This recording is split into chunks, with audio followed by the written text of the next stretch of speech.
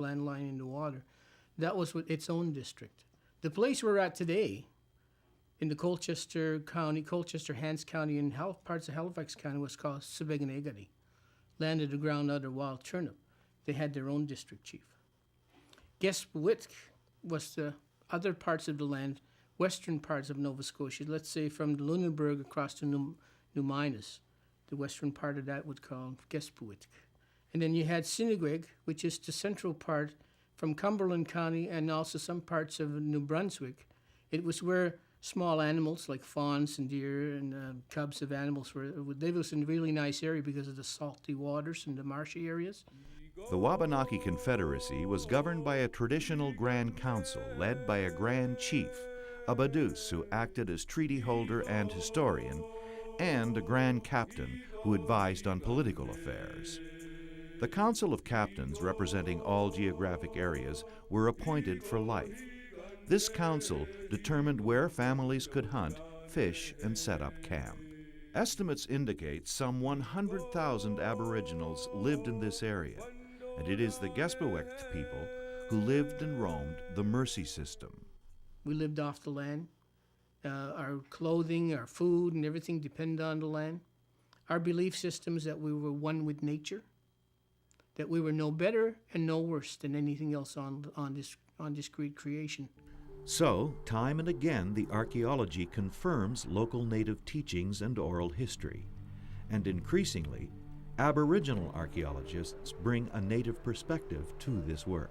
As a Mi'kmaq archaeologist, it's very humbling and it's very rewarding to come and to witness places where they would have resided, places where they would have harvested resources many, many years ago.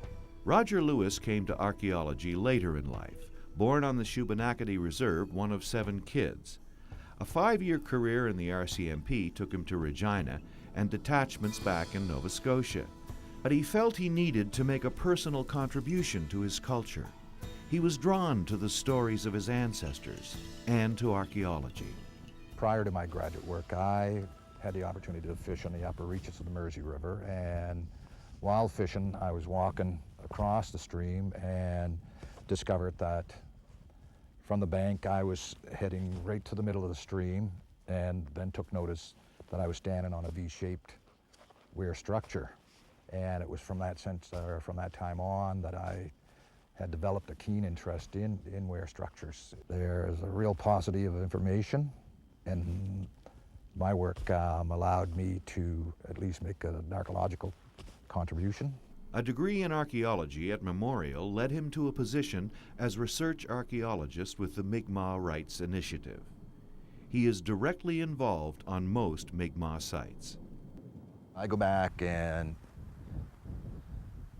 talk with some of the elders, say for instance in Cape Breton Island, where they have memories of spending summers, or where they had fishing encampments, and the information that I'm getting from them validates the location of some of these pre-contact activity sites. So to me, those stories are interconnected with the physical site and validate the existence of those sites. We know that our people have been here in Kejimkujik for about 4,500 years, 5,000 years. We can look and see the canoe with 2 figures, and out front is a whale.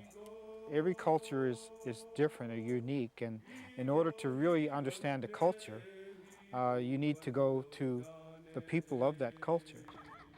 That changes things a lot. For years, society has viewed Mi'kmaq oral history with suspicion, even disdain. What is fact, fiction, and legend?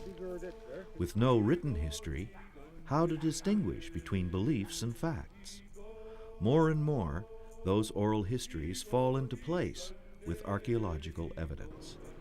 Far different from the traditional concept that America was discovered by European explorers.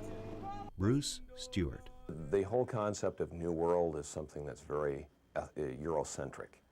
It was the Europeans who discovered the Americas, except the people living here never realized they had lost them.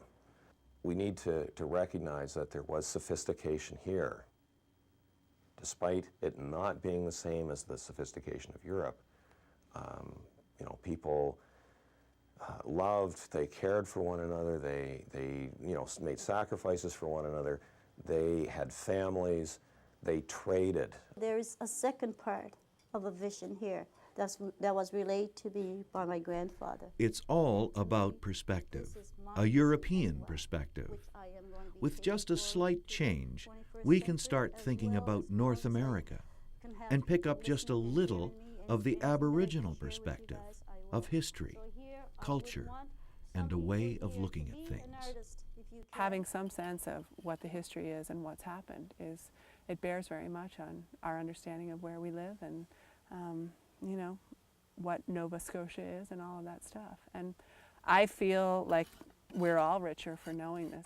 Leah Rosenmeyer is a Bostonian, Tufts and Brown University educated as an archaeologist, working for the Confederacy of Mainland Mi'kmaq on another important archaeological site at Debert. She has changed her perspective. Every single town that you go into in Nova Scotia has a settled in 16 blah blah, settled in 17 blah blah, settled in 18 blah blah.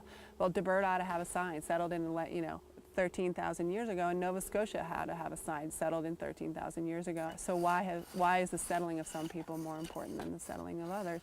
And in fact, the settling of Mi'kmaq people over 13,000 years is arguably much more important given the duration and length with which people have lived here than you know, 200 or 300 years.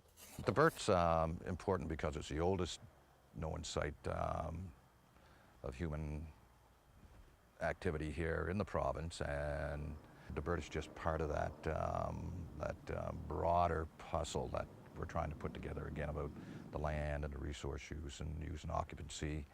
And if we can tie things in from 750 years ago and make that connection through to the date of this site, I think that's important. And it's important to Aboriginal people because of that continuity. Perhaps it comes from studying and being around these ancient artifacts and a powerful connection with Nova Scotia's past. Then again, maybe it's just something whose time has come. The entire world changed with the coming into force of the Constitution Act.